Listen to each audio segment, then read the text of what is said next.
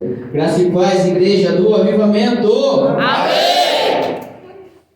Sem muita demora. Para quem não me conhece, sou o Jefté, discípulo do pastor Felipe, amém? Vou trazer essa noite a palavra do Senhor. Aquele que possui Bíblia, abra no livro de João, capítulo 9. João, capítulo 9. A partir do versículo 1.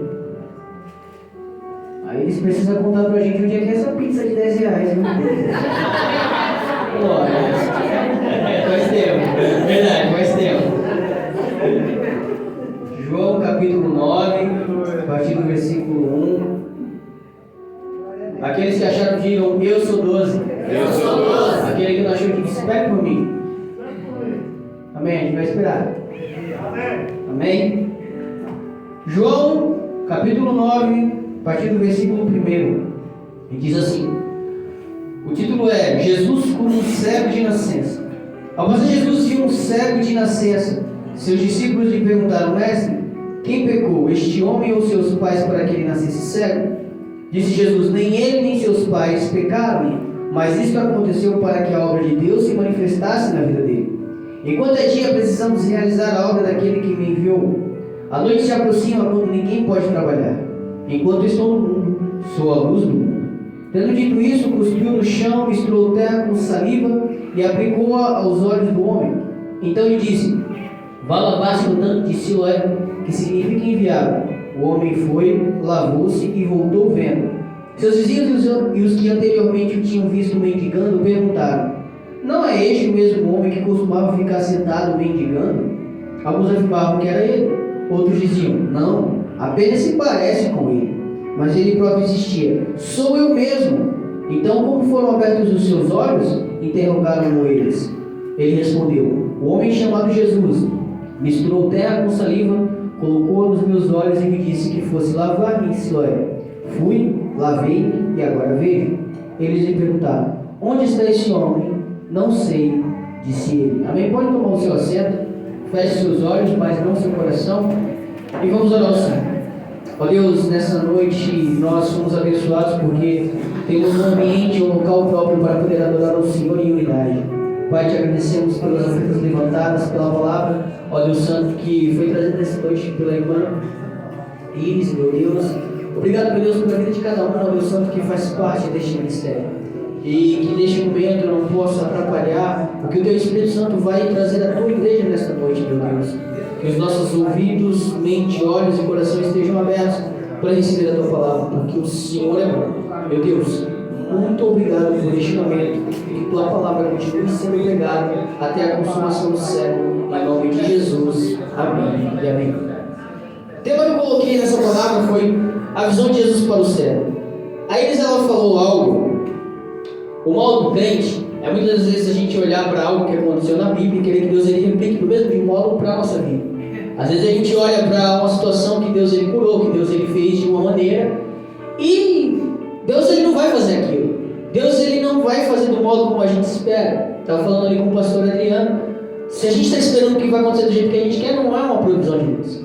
Então, quando a gente vê milagres, quando Deus ele faz milagres na vida de cada um, a palavra de Efésios 3:20 vai falar que Deus ele se manifesta na igreja com a sua multiforme sabedoria para que nós cheguemos à unidade. Então, se há uma multiforme sabedoria de Deus, então são muitas maneiras que Deus ele pode agir nas nossas vidas. São muitas maneiras que Deus ele vai agir nas nossas vidas. Se olhar na Bíblia, Deus ele não vai repetir o milagre no mesmo modo, igualzinho ele fez. Ele sempre vai fazer algo diferente para cada situação que precisa de um milagre. Deus ele faz um milagre diferente. Se você for olhar cada evangelho, dos 4 evangelhos que narram a história de Jesus, cada um é singular, é diferente por alguma coisa. Você vai ver no livro de Mateus se destacar muitas parábolas. Você vai ver no livro de Lucas ele ser muito detalhista em alguns aspectos. Mas o livro de João, ele é separado de Mateus, Marcos e Lucas, porque ele conta eventos específicos de Cristo. Ele conta milagres únicos que são só no livro de João. Há milagres aqui que não estão relatados nos outros 3. Conta sobre a crucificação, conta sobre João Batista, mas há milagres como o exemplo desse cego de nascença em que só está registrado nesse Evangelho. Então, algo que eu quero falar para você primeiro nessa noite é que milagres que Deus ele vai fazer na sua vida, não tente prever como Deus vai fazer. Apenas confie que Ele vai fazer. Porque Ele vai fazer. E a gente vê Jesus ele curando um cego de nascença. Na Bíblia toda você não vai ver isso acontecendo de novo. Deus ele deve ter feito isso ao longo da história, mas você não vê isso relatado na Bíblia de novo. É um milagre um tanto quanto curioso, por ser um sábado, algo que Jesus fazia e os fariseus não gostavam. É um milagre onde Jesus ele faz uma espécie de lodo para poder colocar nos olhos do cego, e há estudiosos que falam que esse cego não tinha um globo ocular, então ele estava colocando algo nessa cavidade. E entre outros assuntos que a gente vai ver mais a fundo, mas o que é interessante aqui é que quando Jesus ele traz uma cura para a vida de alguém, a gente sempre vai ver uma pessoa voltando a andar, então quando alguém volta a ter uma visão. Mas o que é mais curioso aqui é que um cego de nascença, ele foi curado. Então nem eu nem você, a gente não tem noção de como é isso. A gente não tem noção do que é nascer cego. Se você machuca a tua perna, se você quebra o teu braço, você vai ter noção do que foi uma espécie de cura que alguém sofreu na Bíblia, que alguém teve na Bíblia, porque você vai ficar um tempo parado. Então você vai saber como que é a dificuldade que aquela pessoa passava, pelo menos ter um pouco de experiência com aquilo. Mas isso aqui, eu meditando nessa palavra, você não tem noção do que esse cego passava. A gente não tem o mínimo de noção do que esse cego ele passava. Porque ele nasceu, e quando ele nasceu nas trevas, ele nasceu num ambiente onde ele não sabia como era exatamente uma forma humana. Ele não sabia o que estava acontecendo à sua volta. O milagre de Jesus na vida desse homem que nasceu cego foi dar a visão para esse homem cego, mas mais do que a visão mais do que uma visão para esse homem cego, ele trouxe luz para quem estava nas trevas. Um cego que viveu a vida toda dele como se estivesse num quarto fechado, sem ter noção das coisas, sendo guiado apenas pelo pai e pela mãe, como a gente vai ver aqui, que vivia à base de mendigar para as outras pessoas. Mas tem uma coisa que eu aprendi com Jesus Cristo, é que Jesus Cristo ele nos tira do lugar de mendigar, para poder nos colocar num lugar de honra. E quando a gente vê, e entramos já nessa palavra, a primeira coisa que eu peguei, né, quando eu estudava, quando meditava, foi que Jesus viu o cego. O versículo 1 fala assim: ao passar, viu um cego de nascença. Pessoas passavam todo o tempo perto daquele cego. Pessoas passavam o tempo todo perto daquele cego.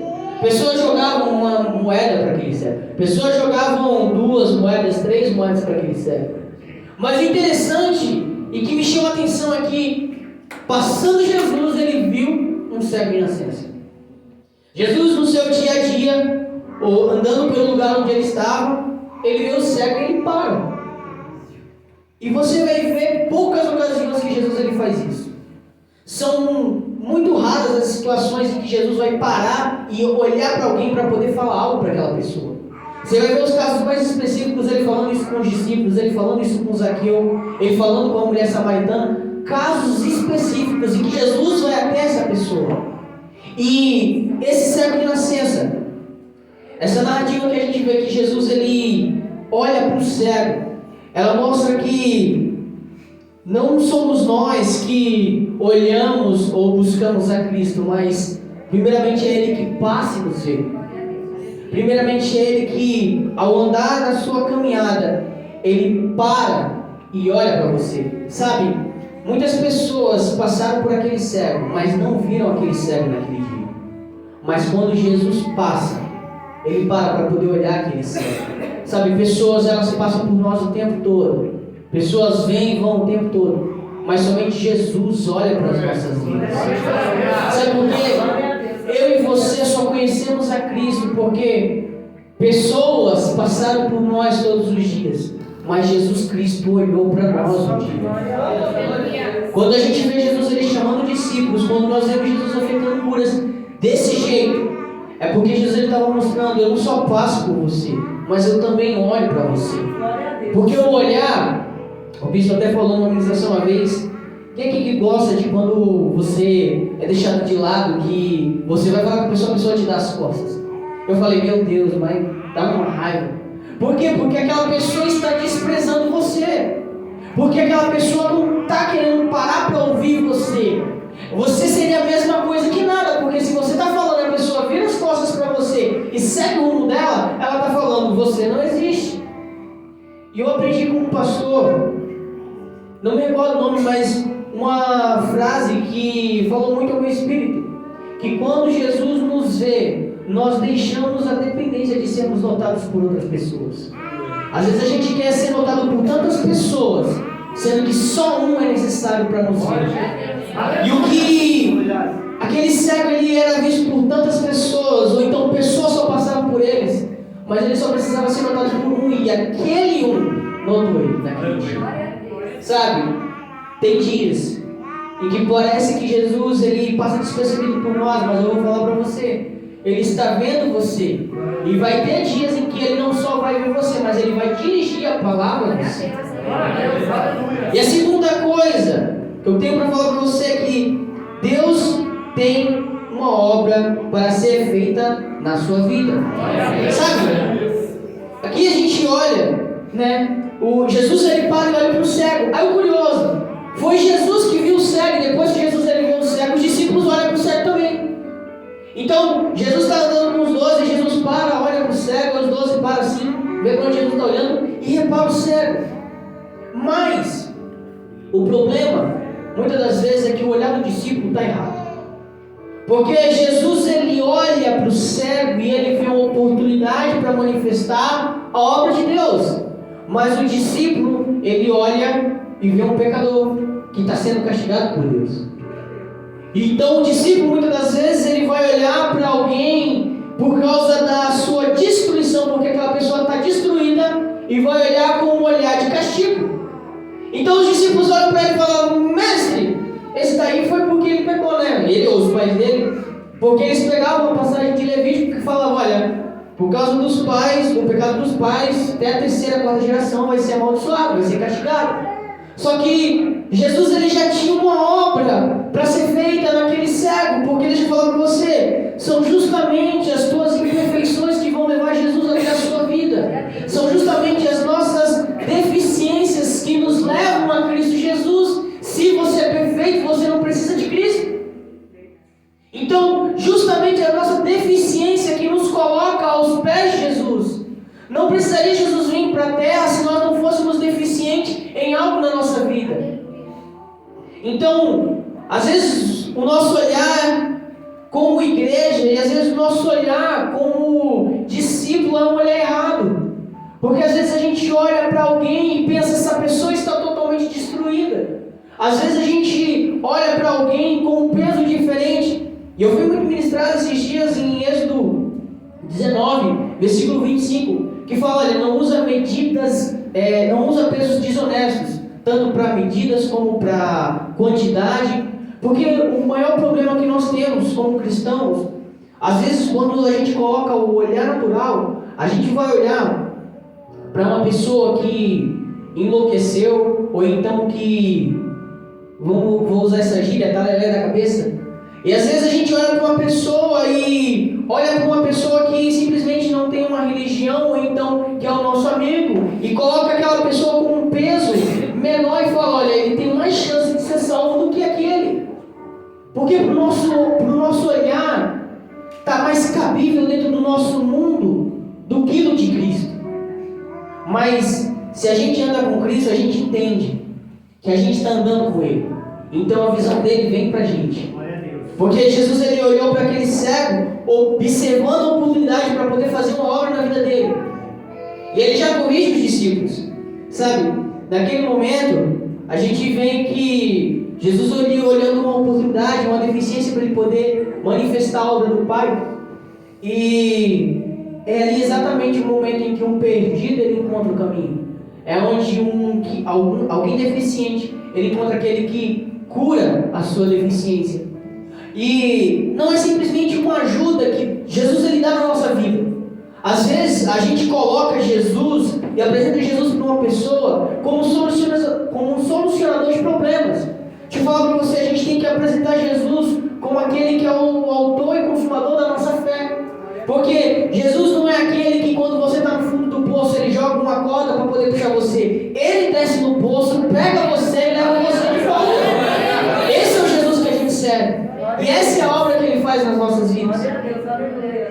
Terceiro ponto que Deus ele me ministrou é que a luz do mundo está trabalhando. No versículo 4 e 5 diz assim: enquanto é dia, precisamos realizar a obra daquele que me enviou. A noite se aproxima quando ninguém pode trabalhar. Enquanto estou no mundo, sou a luz do mundo. Jesus ele declarou ser a luz do mundo. Jesus ele declarou ser a luz para tirar o mundo das trevas. Se a gente fazer um paralelo, se você vai em Gênesis 1, Deus ele quando está criando o mundo, ele fala: haja luz e houve luz. E você vai perceber todas as vezes que Deus ele trabalha, a palavra vai falar: e houve tarde e manhã, o primeiro dia, Deus ele operou. Vai vir, e houve tarde e manhã, segundo dia. Deus ele sempre trabalhou durante o dia. Se você for olhar, quando vai lá em Gênesis, Deus ele só trabalhou durante o dia. Eu não estou limitando o trabalhar de Deus para o dia, mas eu quero dizer para você que quando Deus ele chega, as trevas têm que se dispersar, porque ele traz consigo a sua luz. E o que Jesus ele estava falando era que esse homem que está nas trevas, eu cheguei para poder dispersar as trevas que estão nele e trazer ele para a maravilhosa luz. E nas nossas vidas, nós entendemos que os discípulos eles andavam com Cristo. Então eles tinham que imitar a conduta de Cristo. Então eu entendo que a partir do momento em que eu estou trabalhando com o Senhor, eu vejo que não há um momento de trevas que vai surgir contra a minha vida. Porque eu sou luz e a luz expulsa as trevas. Então, se há trevas no ambiente e Deus ele está me levando àquele local, é para poder expulsar aquelas trevas. Você tem que entender, nós temos que entender que quando Deus ele nos coloca num ambiente, não é que eu tenha que me adequar ao ambiente. Na realidade, aquele ambiente tem que se adequar à natureza que eu estou trazendo. Sabe por quê? A gente reflete tudo aquilo que a gente consome. A gente vai refletir tudo aquilo que a gente vive. Então a natureza que você está vivendo, você está refletindo.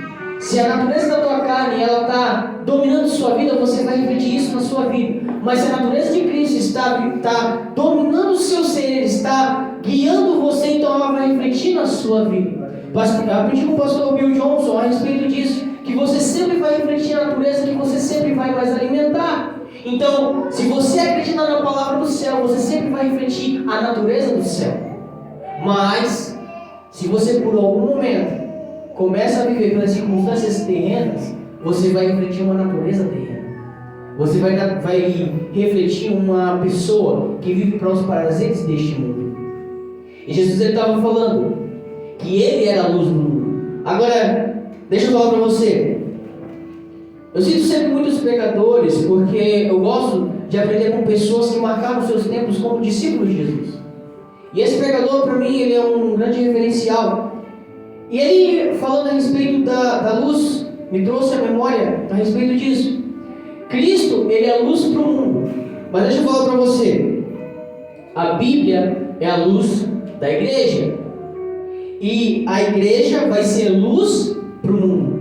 Deixa eu falar, o mundo, ele não lê a igreja. O mundo, ele lê os cristãos.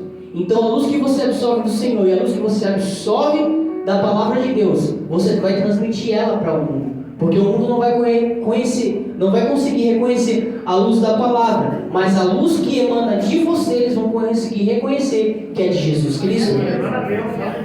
Amém? Essa palavra, essa parte da administração me impactou porque é uma parte muito difícil para eu poder entender até hoje. E esse quarto ponto fala que o DNA de Jesus está em nós. Cara, se você for ler, vai ter várias passagens na Bíblia que você vai se identificar com essa daqui. Jesus ele pega e faz algo no mínimo curioso. Ele pega a saliva, cospe no chão, faz um lodo e coloca no olho do cego. E muitas das vezes eu parava para falar: meu Deus do céu, cara, fazer um negócio desse, colocar no olho do cego. E meditando, cara, Jesus ele fez algo, mas deixa eu falar, Jesus ele tinha toda a autoridade foi dada para Cristo.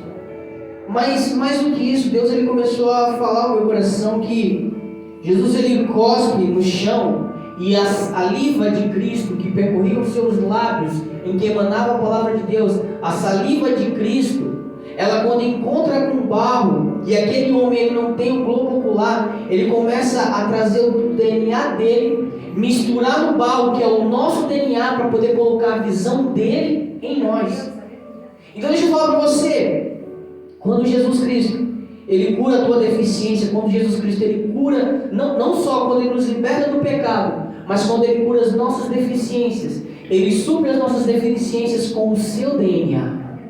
É por isso que não é mérito nosso, é mérito de Cristo, porque é o DNA dele impregnado em nós. Aquele homem não recebeu uma visão natural, ele recebeu a visão do DNA de Cristo sobre a sua vida. E quando a gente olha Jesus ele fazendo esse lodo, isso tem muitos significados, porque naquele tempo Jesus ele já fez uma cura no sábado. Isso deixava os fariseus, que eram os religiosos daquela época, muito bravos.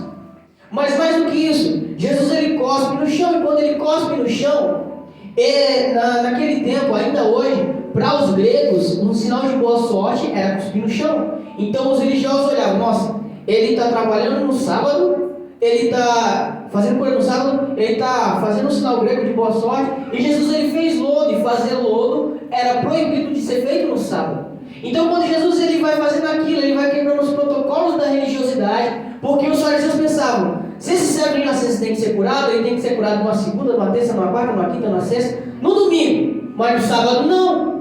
Mas deixa eu falar mais uma vez para você, o previsível de Deus nunca vai acontecer, sempre vai ser o imprevisível do Senhor nas nossas vidas. Não fique esperando Deus agir de uma maneira, porque Deus ele não vai agir.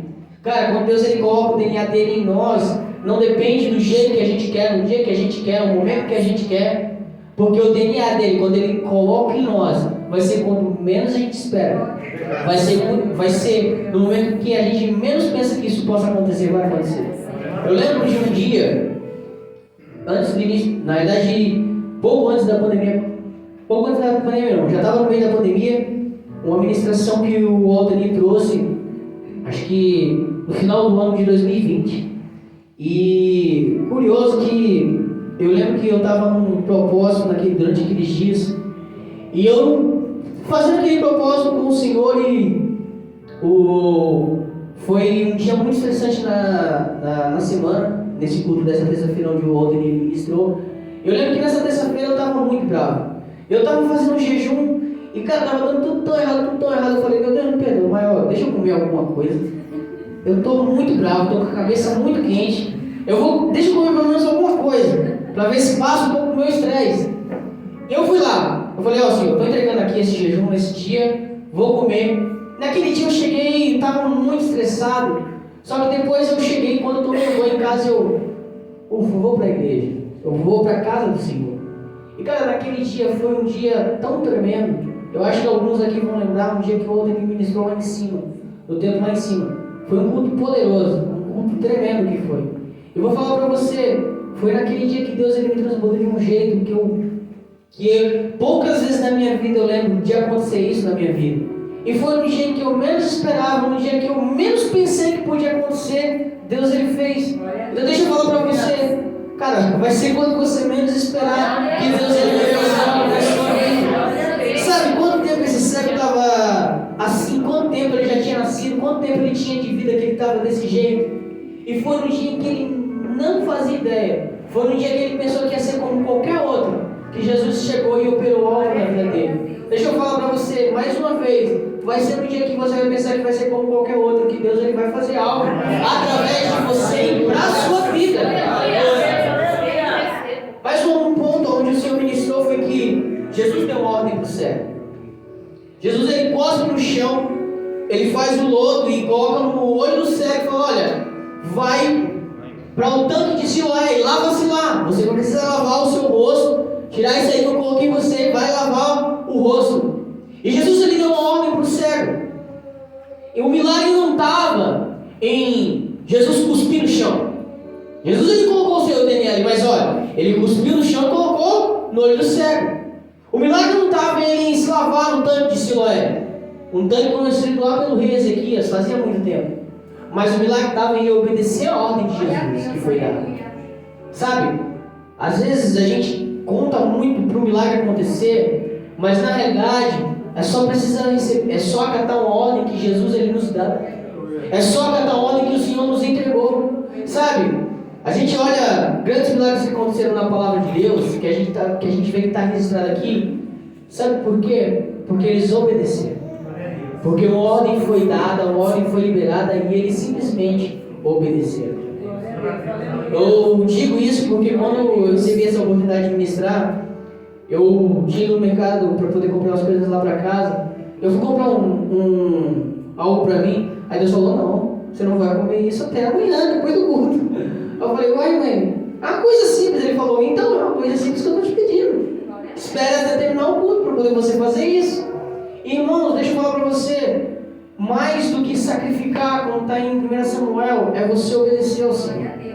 Porque, às vezes não parece, mas uma ordem acatada por Deus gera um milagre nas nossas vidas. Às vezes é somente obedecer a palavra que o Senhor lançou nas nossas vidas para nós termos um milagre, para nós vivermos o extraordinário, para nós vivermos o sobrenatural. Sabe, Moisés deixou de viver a terra da promessa por causa que ele não obedeceu uma ordem do Senhor. Sabe, a gente vê que Adão ele pecou por não obedecer uma ordem do Senhor. Quando o cego recebe a ordem de Jesus e ele sabia quem era Jesus porque ele ouviu falar de Cristo, ele fala, eu vou me lavar. Se esse cara falou isso para mim, eu vou fazer isso. Sabe por quê? Porque quando você reconhece Jesus, você não vai medir para poder obedecer o que ele te pediu. Porque não vai ser um sacrifício para você, vai ser uma obediência para você. E quando aquele cego ele recebe a ordem, sabe, eu vejo dois cenários quando Jesus ele cospe no chão. Ele faz o lodo e a saliva, quando Jesus cospe, por mais que para nós seja algo estranho e esquisito, que é o cuspe de Jesus, a saliva de Jesus, saiu dos lábios de Cristo. E Cristo ele representa o céu. E o barro somos nós, porque nós viemos do barro.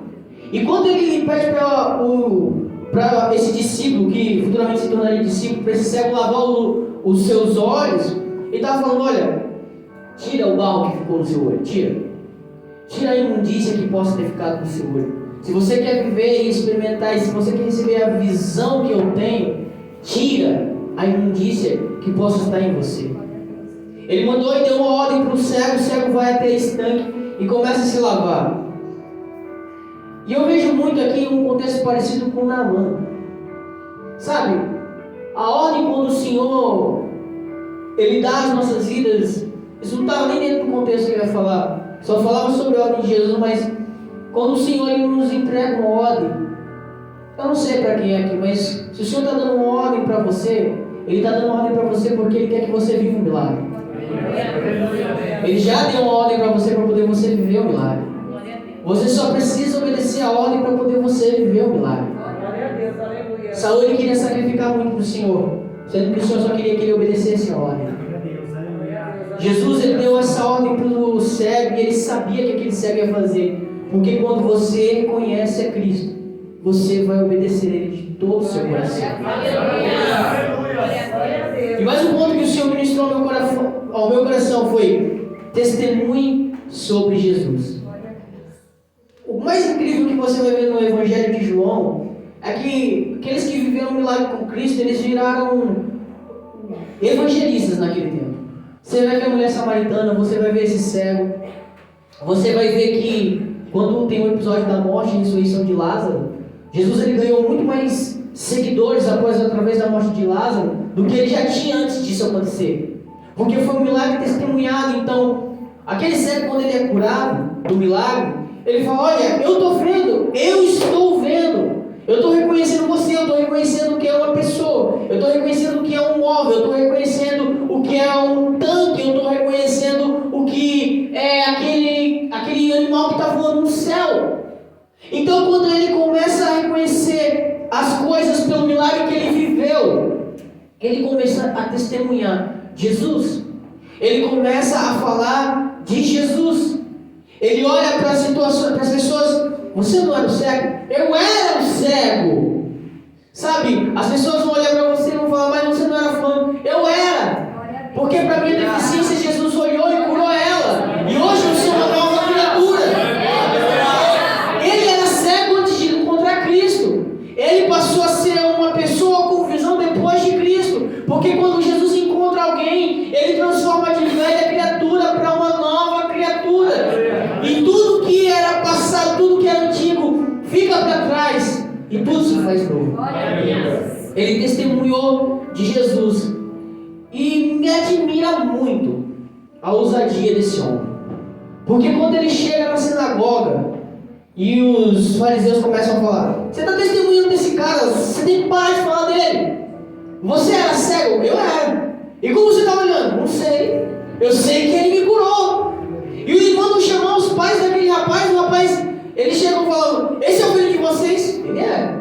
Ele falou: ele era cego? Ele era. Agora, como ele está curado, a gente não sabe. Olha, ele tem idade. Se você quiser perguntar para ele, porque os pais estavam com medo, porque os fariseus naquele tempo já estavam falando: quem admitir que esse homem é um santo vai ser expulso da sinagoga. E mais uma vez eles voltam para o ex-cego e falam: olha, o que te aconteceu? Como foi que aconteceu? E aquele menino fica ousado. Ele fala: olha, eu era o cego. Aí ele olha, até não estou meio debochado, ele fala: mas o que aconteceu com você? Quem te curou? Eu falei: eu já contei para vocês. Por acaso, vocês querem se tornar discípulo dele também? E ele começa, e deixa eu falar para você. Quando o Evangelho nos atinge, quando Jesus Cristo ele nos atinge, quando Jesus Cristo ele nos encontra, que nós temos esse encontro, ele nos transforma, nós recebemos ousadia para poder pregar o Evangelho. Nós não somos intimidados pelo homem, nós vivemos ousadamente. Porque a palavra do Senhor fala em 2 Timóteo: Deus não nos deu um espírito de covardia, mas de poder, de amor, de moderação. Um espírito de equilíbrio. Glória a Deus. E eu meditando num pastor, falando a respeito disso, que Deus ele não nos deu um espírito de temor. Deus não nos deu um espírito de medo. Que o medo em si ele é um espírito que vem na vida das pessoas para tentar amedrontar elas de pregar o Evangelho. Mas Paulo advertindo a Timóteo, falando: olha, Timóteo, Deus não deu, o espírito de medo não é de Deus. O espírito que traz o medo não vem de Deus. Mas o espírito de Deus é um espírito ousado, é um espírito de poder e de mente equilibrada. Porque a ousadia que você vai ter, ela vai se completar com o poder que você recebe e a mente equilibrada para poder pregar o Evangelho de Deus. E foi isso que aquele cego recebeu naquele dia. Aquele cego recebeu mais do que a visão daquele dia. Aquele cego recebeu muito além de uma simples visão naquele dia. Porque além dele ser um cego de nascença, que isso nunca tinha acontecido até aquele momento, pelo que eles relatavam, ele chegou a confrontar os fariseus, os escribas, os religiosos daquela época. E ele viveu algo surpreendente e extraordinário. E ele começa a testemunhar falando que Jesus, olha, ele fez isso na minha vida. Eu era. Mas hoje, eu sou. O que me admira é porque ele falava: eu era. Você era o cego de nascença? Eu era. As pessoas olham muito para a solução, mas você não fazia isso. Eu fazia. Eu era. Glória a Deus, aleluia. E agora, esse cego ele fala: agora eu vejo. Olha o versículo 11. Ele respondeu: o homem chamado Jesus misturou terra com saliva, colocou nos meus olhos e me disse que fosse lavar-me em Siloé. Fui, lavei-me e agora vejo. Eu era. Hoje eu sou por causa de Cristo. Glória a Deus, aleluia. E mais do que isso, no versículo 35 e 38, Jesus encontra o cego. Finalmente tem o encontro de Jesus com o cego. Jesus ouviu que o haviam expulsado e ao encontrá-lo disse: você crê no Filho do Homem? Perguntou o homem: quem é ele, Senhor, para que eu nele creia? Disse Jesus: você já o tem visto, é aquele que está falando com você. Então o homem disse: Senhor, eu creio, e o adorou. Mais do que um milagre, mais do que um homem curado de uma visão, entenda que Jesus ele quer proporcionar isso nas nossas vidas e nas vidas das pessoas que vão estar ao nosso redor. Mais do que um milagre, Ele quer fazer com que você declare a fé naquele que fez o seu milagre. O mais importante para aquele cego não foi ele receber a visão, foi declarar e confessar a fé que ele tinha em Jesus Cristo naquele momento. Aquele cego, quando ele foi curado e ele encontrou com Cristo, ele reconheceu a voz de Cristo e reconheceu que era ele que estava falando com ele, falando, eu creio, e o adorou a Jesus Cristo. Glória a Deus. Ele reconheceu quem era o Senhor. Ele reconheceu a visão que tinha sido dada para ele, de quem ela tinha vindo. Ele fala, Senhor, eu sei, e esse encontro que o Senhor marcou comigo é para poder mostrar que eu creio em Ti. Sabe por quê? Antes dele encontrar com Jesus, ele tinha sido expulso da sinagoga. Isso acontece com cristãos. Isso acontece com discípulos de Cristo. Quando você tem um encontro com Jesus, você é expulso da religiosidade para poder você viver uma vida com o Senhor, para você viver uma vida de relacionamento com Cristo. Ele foi expulso da sinagoga. Ele não estava nem aí para a sinagoga, porque ele sabia que aquilo dentro da sinagoga era uma religião, mas ele buscava um encontro com Jesus Cristo para poder encontrar com Ele, confessar que ele cria nele e adorar Ele, porque ele confessou a Cristo e adorou Jesus. Então, muito mais do que uma cura e ele testemunhar, é quando ele sair da religiosidade, procurar aquele a quem ele tinha sido curado, quem entregou a cura na vida dele, e confessar, eu creio no Senhor, e adorar o Senhor. Nesse momento eu gostaria de pedir para você se colocar de pé. E no louvor, teve um louvor que falou, né? Por causa que ele nos amou, agora eu vejo. Hoje eu fui ministrado muito. Uma palavra veio no meu espírito hoje, de um pastor, contando um relato. Justamente me trouxe a memória da palavra que eu ia ministrar hoje. O Billy Graham, ele quando era vivo, ele contando um relato que aconteceu na vida dele. Ele tinha cerca de 93 anos e ele estava com medo mas ele estava se guardando mais em casa porque ele começou a desenvolver Parkinson. Então ele ficava mais em casa do que ele saía para os lugares. Em um momento, o pessoal de um estado dos Estados Unidos chamou ele para poder participar de um jantar, onde eles queriam celebrar ali. E pelo Billy Graham ser daquele estado, eles queriam chamar ele porque eles falavam que ele era a pessoa mais ilustre daquele estado. E o Billy Graham, ele falou, tudo bem, eu aceito o convite. E ele, os filhos dele compraram um terno bonito para ele colocou o terno, com muito custo conseguiu chegar lá, né? E durante o jantar ele começou a contar uma história. Certa vez, o Albert Einstein, o cara que segundo alguns foi um dos homens mais inteligentes que passou pelo mundo, o Albert Einstein uma vez ele estava dentro de um trem e o rapaz que batia o carimbo nas passagens, ele estava chegando com um e com o outro, pagando e batendo aqui assim. E o Albert Einstein vendo que ele estava chegando, eu aqui, ué, cadê? Aí o rapaz chegando aqui assim, o rapaz olhou assim, viu o Albert Einstein, ele, só um minutinho, deixa eu achar aqui. Aí ele, não, senhor Albert Einstein. Eu sei quem o senhor é e eu sei que o senhor pagou pela passagem. Pode ficar tranquilo. Aí ele falou, não, tá bom, mas deixa eu achar aqui. E o rapaz passou e começou a carimbar. E olhava e passando e olhava para trás assim, o Albert Einstein olhando. E virava um banco e olhava aqui assim. Aí ele carimbando aqui, olhando e o Albert Einstein lá procurando. Cadê? Aí ele chegou no Albert Einstein. Senhor Albert Einstein, eu sei quem o senhor é. Eu sei quem o senhor é e eu sei que o senhor pagou pela passagem. Não precisa pagar. Ou não precisa mostrar, porque eu sei que o senhor pagou. Aí o Albert Einstein vira para ele e fala, eu também sei quem eu sou. Só que no meu bilhete tem um lugar para onde eu vou e eu não sei para onde eu vou. E o Billy Graham, ele conta naquele relato. Ele diz, sabe, aconteceu aquilo na vida do Albert Einstein. E num dia, já falando a respeito dele, ele falou, um dia o Billy Graham vai estar num túmulo com um terno, mas o Billy Graham, ele vai saber quem ele é e para onde ele vai. Eu quero falar para você, quando você encontra Cristo como aquele que cego encontrou, ele sabia quem ele era, mas mais do que isso, depois de Cristo, ele sabia para onde ele ia. E nesse momento, lembre-se disso, você como um servo do Senhor, saiba quem você é em Cristo, mas mais do que isso, tenha certeza para onde você vai.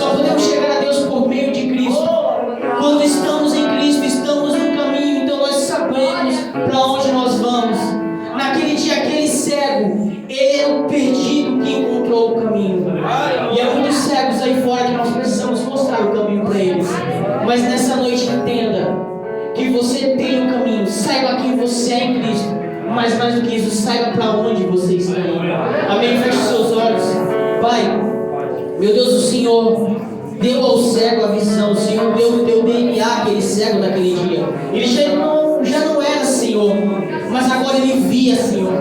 Pai, ele foi curado e ele confessou uma única fé em Cristo Jesus, uma única fé naquele que o salvou, que o curou, mas mais do que isso, que deu um caminho para ele, meu Deus.